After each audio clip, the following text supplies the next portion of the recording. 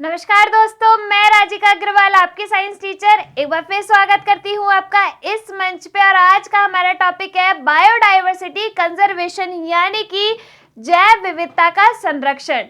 Last class के अंदर हमने छोड़ा था कि भाई जैव विविधता पे क्या क्या संकट है जो मंडराते हैं, अब उसका संरक्षण करना भी जरूरी है।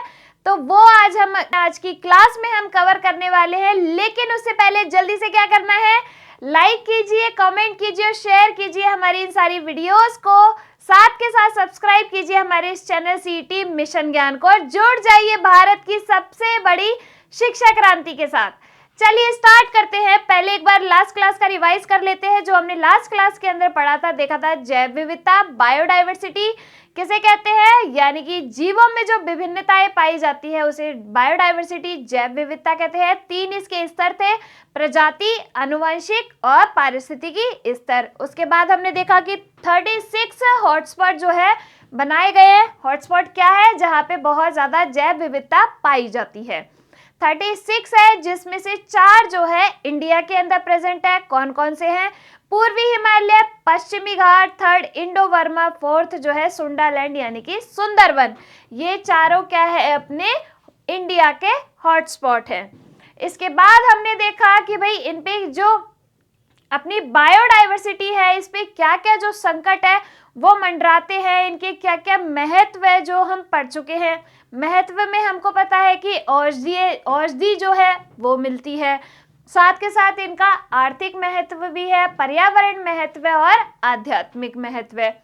उसके बाद की संकट इन पे क्या क्या मंडराते हैं, तो इनके संकट क्या क्या है जल्दी से बता दो।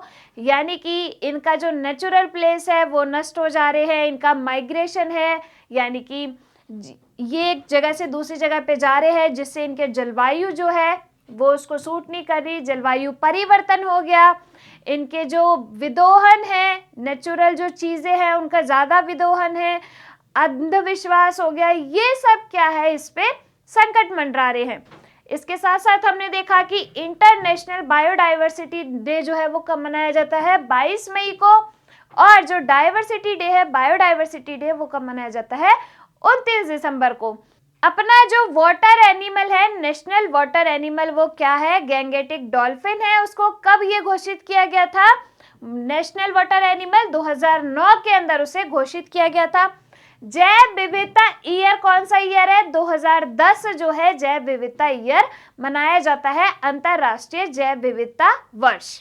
तो ये सारा पढ़ चुके हैं हम लास्ट क्लास के अंदर। अब चलिए, इन पे संकट मंडरा गया, अब इनका संरक्षण करना भी जरूरी है, इनको भाई बचा के रखना जरूरी है। अगर इनको बचा के नहीं रखा तो सब कुछ नष्ट हो जाएगा। तो इनके कंजर्वेशन के लिए, इनके संरक्षण के लिए 2 स्तर पर प्रयास जो है वो किए गए हैं। पहला है इंटरनेशनल स्तर पे और दूसरा है राष्ट्रीय स्तर पे, यानी कि नेशनल लेवल पे। अब देखो इंटरनेशनल लेवल पे इसके लिए क्या प्रयास किए गए हैं, तो देखो इधर 1968 में IUCN का गठन किया गया। किसका, IUCN का। अब एग्जाम का क्वेश्चन देखो, IUCN का गठन कब किया गया, तो क्या लिखना है, 1968 में। भाई ईयर आपको याद करते हुए चलने हैं, रट लेने हैं एकदम। इसने क्या किया, इसका पहले तो फुल फॉर्म पता होना चाहिए आपको, international union for conservation of nature. International union for conservation of nature IUCN का पूरा नाम है, जिसे अपन हिंदी में कहते हैं विश्व प्राकृतिक संरक्षण संघ। क्या कहते हैं, विश्व प्राकृतिक संरक्षण संघ जो है IUCN को कहा जाता है। इस IUCN ने क्या किया कि एक चीज बनाई जिसे कहते हैं रेड डाटा बुक। क्या कहते हैं, रेड डाटा बुक जो है उसका निर्माण किया 1972 के अंदर। सबसे पहले कौन सी कमेटी बनाई गई, 1968 के अंदर IUCN का गठन किया गया। उसने क्या किया, 1972 में रेड डाटा बुक बनाई।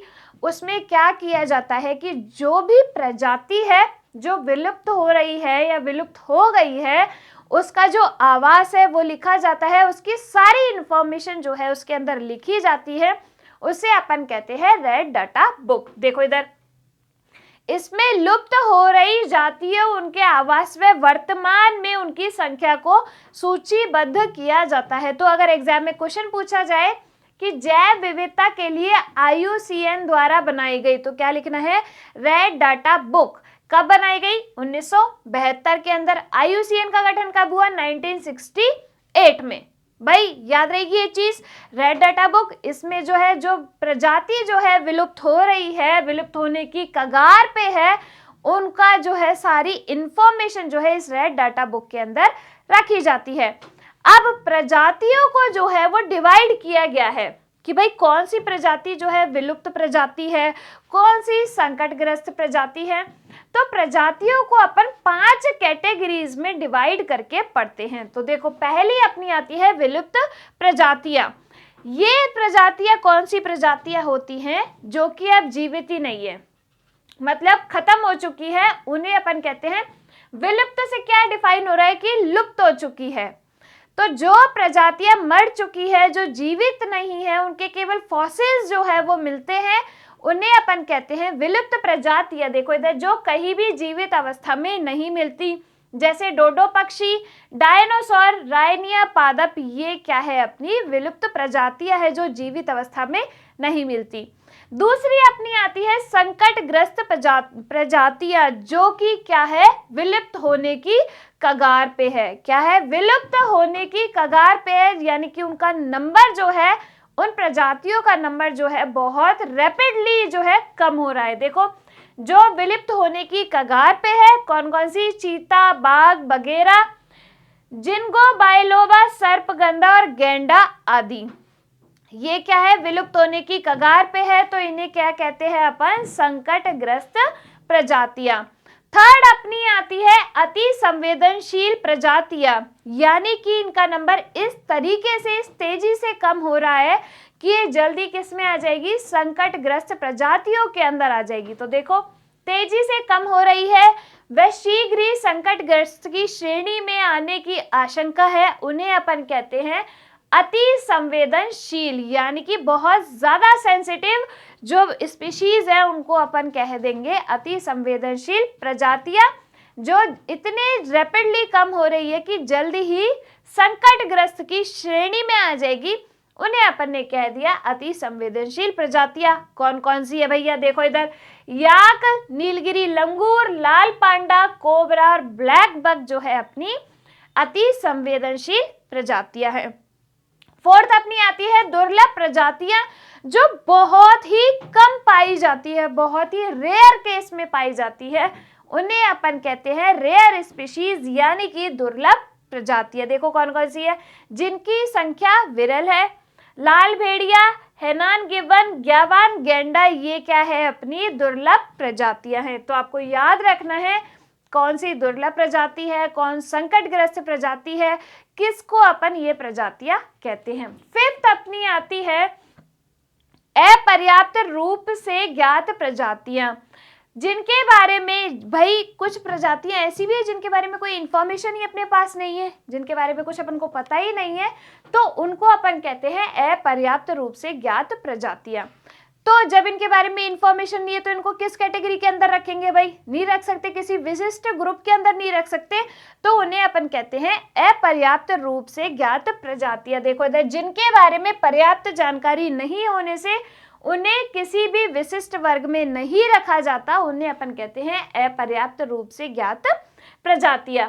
अब देखो इन प्रजातियों के कंजर्वेशन के लिए, इन प्रजातियों के कंजर्वेशन के लिए IUCN ने 1973 में एक खोज की, मतलब एक कमेटी का गठन किया, जिसे अपन कहते हैं साइट्स। क्या साइट्स, इसका फुल फॉर्म क्या है, convention on international trade in endangered species, यानी कि जो भी प्रजाति है उनके अंतरराष्ट्रीय व्यापार पे क्या है, रोकथाम के लिए कमेटी बनाई गई IUCN के द्वारा, जिसका नाम क्या है, साइट्स। क्या है, साइट्स, जिसका फुल फॉर्म क्या है, convention on international trade in endangered species. भाई जो एंडेंजर्ड स्पीशीज है उनके अंतरराष्ट्रीय व्यापार पे क्या है, रोकथाम के लिए इस कमेटी का जो है वो गठन किया गया। किसके द्वारा, IUCN के द्वारा। कब किया गया, 1973 में। चलिए भाई, अब ये तो हो गए इंटरनेशनल प्रयास। कुछ अपने नेशनल स्तर पे भी तो होने चाहिए भाई, राष्ट्रीय स्तर पे भी कुछ बायोडाइवर्सिटी के लिए कुछ प्रयास किए गए। तो उसमें देखिए एक एक्ट बनाया गया 2002 के अंदर जिसे कहते हैं जैव विविधता एक्ट। ये याद रखना है कि जैव विविधता एक्ट जो है नेशनल लेवल पे कब बनाया गया, तो कब 2002 के अंदर जो अपना राष्ट्रीय स्तर पे जैव विविधता एक्ट बनाया गया। इसका उद्देश्य क्या है कि जैव विविधता का संरक्षण होना चाहिए भैया सबसे पहले तो, और जैव विविधता का ऐसा उपयोग जिससे यह लंबे समय तक उपलब्ध रह सकते हैं। ये नहीं कि भाई कंटिन्यू बस इसको रगड़े जा रहे हैं, घसीटे जा रहे हैं, जैव विविधता को जो है उपयोग में लिए जा रहे हो, उसको बस यूज में ले लेके खत्म कर दो। नहीं, जैव विविधता का ऐसा उपयोग जिससे वो लंबे समय तक एनवायरनमेंट के अंदर रह सके। तो इसीलिए 2002 के अंदर जैव विविधता एक्ट बनाया गया। कब बनाया गया? 2002 में। और थर्ड इसका उद्देश्य क्या था कि जैविक संसाधनों के उपयोग से होने वाले लाभों का समान जो है वो वितरण होना चाहिए। तो ये क्या है अपना जैव विविधता एक्ट है नेशनल लेवल पे। कब बनाया गया? 2002 के अंदर। चलिए, संरक्षण करने के कुछ तरीके होने चाहिए। क्या सभी प्रजातियों को एक ही तरीके से संरक्षित कर सकते हैं? भाई संकट मंडरा रहा है, संकट के लिए संरक्षण जरूरी है। तो क्या सभी प्रजातियों को एक ही तरीके से संरक्षित कर सकते हैं या भाई इसके अलग अलग तरीके हैं? तो देखो, प्रजातियों को संरक्षित करने के लिए दो तरीके अपनाते हैं। एक होता है स्वस्थानीय कंजर्वेशन और एक होता है बहिस्थानीय यानी कि इन सिटू कंजर्वेशन और एक्स सिटू कंजर्वेशन। इन सिटू कंजर्वेशन किसे कहते हैं? तो देखो, जब प्रजातियों को उनके नेचुरल प्लेस पे ही जहाँ पे वो पाई जाती है उसी जगह पे अगर उन प्रजातियों को जो है कंजर्व करके संरक्षित करके रखा जाता है तो उसे अपन बोलते हैं स्वस्थानीय संरक्षण। और अगर जो प्रजाति है उनको उनके नेचुरल, उनके प्राकृतिक आवास से ले जाके किसी दूसरी जगह पे संरक्षित किया जाता है तो उसे बोलते हैं एक्स सिटू कंजर्वेशन। आ गया दोनों में डिफरेंस समझ में? इन सिटू कंजर्वेशन क्या है? प्राकृतिक आवास में ही मानव के द्वारा प्रदत्त अनुरक्षण ही क्या है? अपना स्वस्थानीय संरक्षण है। इसके अंदर भाई कुछ सेंचुरीज बनाई जाती हैं, जो नेशनल पार्क है वो बनाए गए हैं, बायोस्फीयर रिजर्व जो है वो बनाए गए हैं। तो देखो, जीव मंडल रिजर्व यानी कि बायोस्फीयर रिजर्व कितने हैं? टोटल 18। नेशनल पार्क कितने हैं? 106। सेंचुरीज कितनी है? 565 और 100 क्या है? अपने कंजर्वेशन रिजर्व है। तो ये डाटा आपको याद रखना है, 565, 100 और 106 और साथ के साथ 18। ये चारों डाटा आपको याद रखने हैं। 18 क्या है? बायोस्फीयर रिजर्व है। 106 क्या है? नेशनल पार्क है। सेंचुरीज कितनी है? 565 और 100 क्या है? कंजर्वेशन रिजर्व है। याद रहेगा ये डाटा? तो ये डाटा आपको याद रखना है। ये सब किसके अंदर आएंगे? स्वस्थानीय संरक्षण के अंदर। एक एग्जाम का क्वेश्चन है कि राष्ट्रीय उद्यान किस प्रकार का संरक्षण है? तो किस प्रकार का है राष्ट्रीय उद्यान? देखो भैया, नेशनल पार्क इन सिटू कंजर्वेशन है, इन सिटू कंजर्वेशन है। तो स्वस्थानीय संरक्षण के अंदर क्या आ जाएंगे? अपनी सेंचुरीज आ जाएगी, अपने नेशनल पार्क आ जाएंगे, बायोस्फीयर रिजर्व आ जाएंगे और कंजर्वेशन रिजर्व जो है अपने इसके अंदर आएंगे। सेकंड अपना आता है बहिर्स्थानीय संरक्षण, जिसमें क्या होगा कि उनको उनके प्राकृतिक आवास से ले जाके किसी दूसरे स्थान पे जाके संरक्षित किया जाता है। उसे अपन बोलते हैं बहिर्स्थानीय संरक्षण यानी कि एक्स सिटू कंजर्वेशन।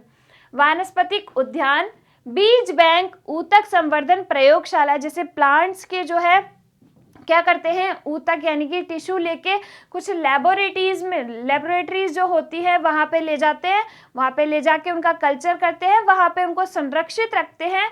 तो ये किसके अंदर आ जाएंगे? अपने बहिर्स्थानीय संरक्षण। चिड़ियाघर, एक्वेरियम, यहाँ पे मछलियों को और पशु पक्षियों को इनको रखा जाता है चिड़ियाघर के अंदर। तो ये क्या हो गए? सारे अपने बहिर्स्थानीय संरक्षण।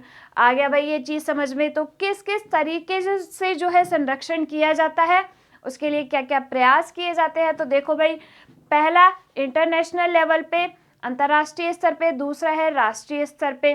IUCN का गठन किया गया, जिसने क्या है रेड डाटा बुक का निर्माण किया है, जिसके अंदर जो प्रजातियां जो है विलुप्त हो रही है, जिन पे संकट मंडरा रहा है, उनके बारे में सारी इंफॉर्मेशन जो है रेड डाटा बुक के अंदर रखी जाती है।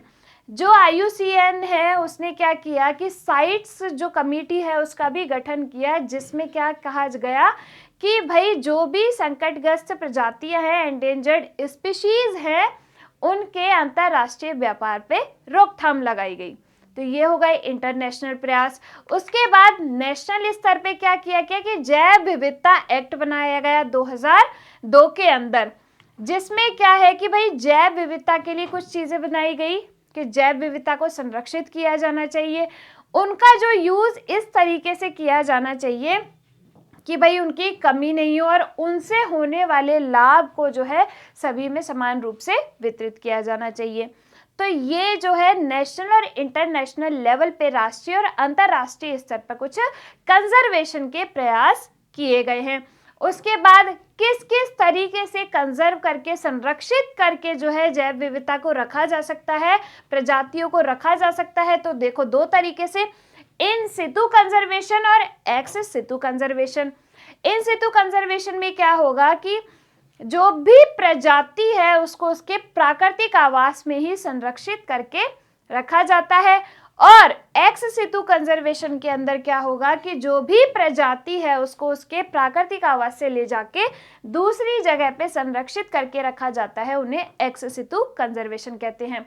जितनी भी सेंचुरीज है, नेशनल पार्क है, बायोस्फीयर रिजर्व है और कंजर्वेशन जो रिजर्व है वो किसके अंदर आएंगे, इन सितु कंजर्वेशन के अंदर, यानी कि स्वस्थानीय संरक्षण के अंदर।